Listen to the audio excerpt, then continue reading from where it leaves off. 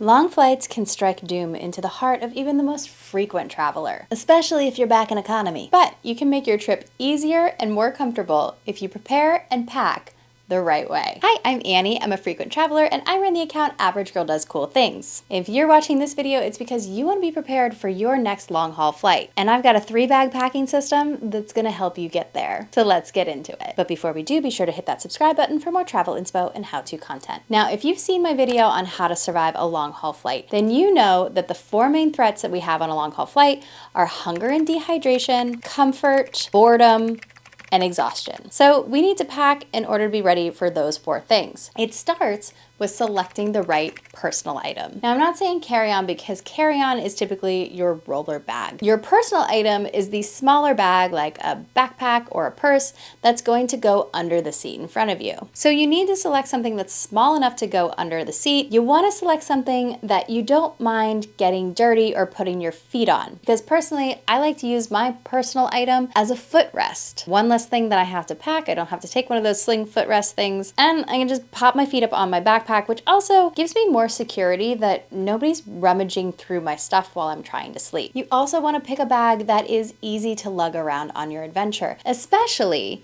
if you aren't planning to stay in one place. Personally, that's why I love taking a backpack. It may not be the most attractive item that I've got with me, but it is certainly the most functional. I have tried totes, and for me, totes are just a pain because they're on one shoulder, so it's gonna make your shoulder sag, it's gonna cause shoulder pain. It's really hard to run through the airport with one shoulder bag, but if you've got a backpack, it becomes part of you. Personally, I'm a huge fan of this bag by the North Face. This is one of their laptop bags. I'm gonna put the link in the description below in case you wanna go check it out. But I love this bag because it doesn't have too many pockets and zippers. It's only got the one in the front, and then it's got a sleeve pocket in the back for your laptop. It also has really deep water bottle pockets, which these function not just for your water bottle, but you can throw your cell phone in there, whatever else you got kind of like sticking out, snacks, things like that. You can shove them in there whenever you need an extra hand. And I love it has these little attachment points on the front, so you can use like a carabiner to attach other things like hats or your water bottle. This bag has been with me on multiple trips to Africa, through Europe, South America, Indonesia. I'm a big fan of this North Face backpack, and the day that it rips on me, I'm gonna be very sad. The other thing I love about that backpack is that it's kind of like deceptive how much room it's got in it. There's a lot of space down at the bottom. And like I said, I personally don't like a lot of zippers and pouches because I forget where I put things. So if I use like the built-in zippers and pouches, I'm gonna be digging through trying to find whatever I'm looking for. Instead, I use a 3-bag system. Personally, I love to use Aloha collection bags. These are Aloha collection bags. They are splash-proof, super durable, and very packable. So I will allocate one of these for each of my 3 bags. They come in 4 different sizes. These are the small, the medium, and the large. And they're also great because they double as purses. So if you forget to bring a purse with you, you can just empty out one of your Aloha bags and then you're good to go. So the first bag I'm gonna pack, I'm gonna use one of my medium bags, and I'm gonna use this as my snack bag. Perhaps the most critical of all bags. Like, you may get fed on the flight, you may not like the food on the flight. So I always like to be prepared with plenty of satisfying, hunger-busting snacks that are ready to go. I like to take healthy options like beef jerky, dried fruit, maybe some granola bars, or even some trail mix. I love to sneak some candy in there too, but I really try to pack snacks that are going to regulate my blood sugar and not spike it. That way I don't get hangry and angry at some random person sitting next to me. The other thing you want to put in your snack bag are electrolytes. Electrolytes are a huge lifesaver when it comes to travel. When you're spending that long at altitude, you're gonna get dehydrated, and dehydration is the #1 contributor of jet lag. And jet lag is gonna mess with your trip. So I always like to start hydrating a day or 2 in advance and then take my electrolytes with me for the flight itself. For my second bag, I'm gonna use one of the small bags,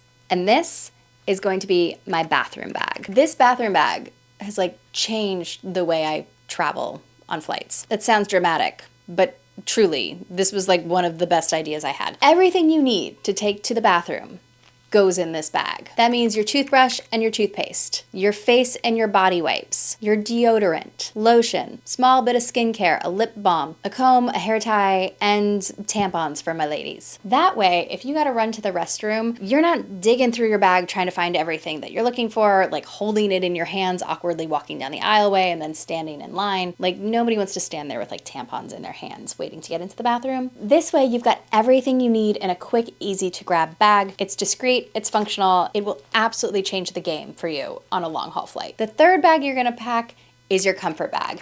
And for this one, I'm bringing the maxi bag. The most important thing you're gonna put in that bag is a change of clothes. Now, this is a personal thing for me. I do not like to travel on the plane in the same outfit that I go through the airport in. Because if you think about it, you are at the airport for like anywhere from 2 to 5 hours on the two sides of your actual flight. You get to the airport at least 2 hours in advance for an international flight. And then when you land, you're at the airport for probably another hour, 2 hours to collect your baggage, go through customs, all of that jazz. So add in like a 9-hour plane flight and suddenly we're looking at like 14 hours in the same clothes. Let's be real, you start to smell.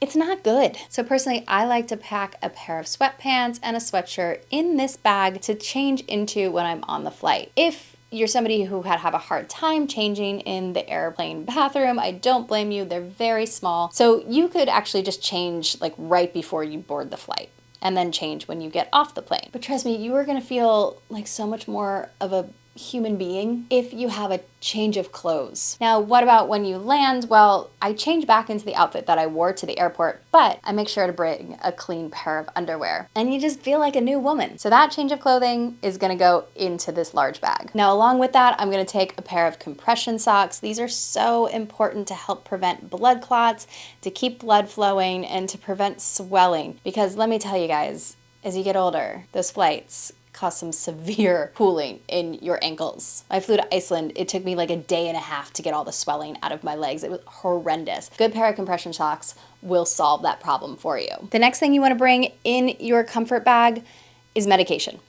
Legal medication. Okay, legal medication. But you want to have some basics on hand, some like Tylenol, Advil, like pain relief. You want to take some Benadryl or other antihistamine in case you have an allergic reaction or somebody around you has an allergic reaction. I also like to take some Pepto-Bismol or Imodium, something for my stomach, just in case I'm having issues that day. You just never know. You want to be prepared. And if you're somebody who likes to take a prescription sleep medication from your doctor, you can also put that in there as well. A couple other things I'm going to put in here that'll help me stay comfortable on the flight. For one, a eye mask. I like it to be really dark, so an eye mask is perfect for whenever I'm flying. I don't use a fancy one. I just kind of keep one from when I flew business class and reuse that over and over again. Ain't broke, don't fix it. Some earplugs for those of you who are good with wearing earplugs. Personally, for me, I don't like to sleep with them in my ears, but I know a lot of people love having earplugs. You're gonna want to take a jacket or a light blanket, something that's going to provide some warmth for you on the plane, because remember, planes are quite chilly. My last little luxury that I like to put in my comfort bag is a face mask. I love a paper face mask at the end of the flight. I know it looks ridiculous. I know people think it's weird, but for me, it just helps add some like extra hydration and helps me to arrive feeling refreshed and ready. Now, some other things that aren't going to fit in your 3-bag system, but will fit loose in your backpack. One, you want to bring some entertainment. So iPad, book, laptop, whatever you need. Make sure you download some items if you're going to bring your laptop or your iPad, because you never know if the Wi-Fi is going to be out. You want to have something there for backup. You're going to want to bring a great pair of headphones.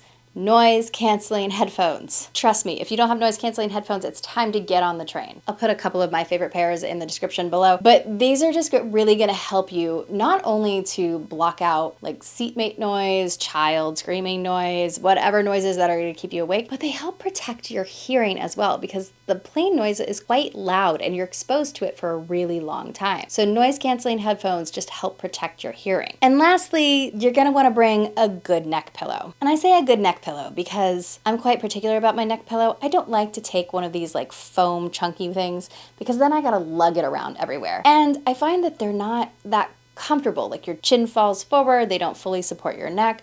I don't get great sleep with one of these chunky neck pillows. So I've said it before and I'll say it again, I love a turtle pillow. The turtle pillow is like basically half a neck brace. It's really easy for you to just lean up against it. It provides a lot of support. No, not everybody loves it, but for me, it was an absolute game changer. The other thing I really love about the turtle pillow is that it folds way down. So it's really easy to pack or to just attach onto your backpack so you don't have to worry about losing it. Okay, now you're all packed and ready for your long flight. If you found this video helpful, you might enjoy this one next. Thanks for watching, and until next time, go create a life you love.